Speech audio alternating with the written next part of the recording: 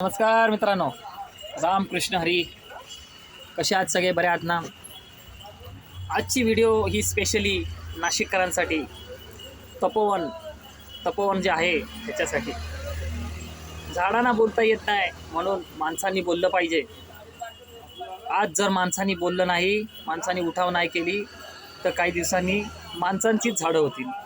आणि आपल्या नवीन पिढीला तुम्ही काय दाखवणार याचं उत्तम उदाहरण म्हणून माणसांनी आज बोललं पाहिजे.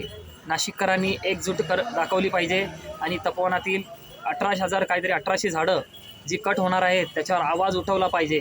सयाजी शिंद्यांसारखे जे आहेत आमचे अभिनेते, मराठी अभिनेते, यांनी आवाज उठवला. बाकीचे अभिनेते कुठे आहेत?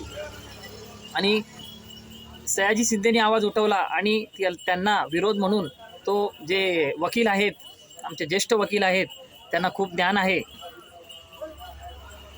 सदावर्ते साहेबांनी त्यांना उलटं उत्तर दिलंय. अहो सदावर्ते साहेब, तुम्हाला मला सांगायचं आहे की झाडं तोडण्यात काय अर्थ आहे का तिकडचं? त्यांना द्या ना, झाडाखालीच झोपड्या बांधून द्या ना. साधू लोक हे झोपड्यामध्येच राहिले, मग झोपड्यामध्ये द्या. त्यांना आलिशान कशाला बांधून देत आहे? काय गरज काय एवढी? आजच्या पिढीला जंगल वाचवणं गरजेचं आहे. अक्षरशः तुम्ही आरेची वाट लावली, आता नाशिकमध्ये पोचलात तर कुठेतरी नाशिककरांनी आवाज उठवावा ही नम्र विनंती.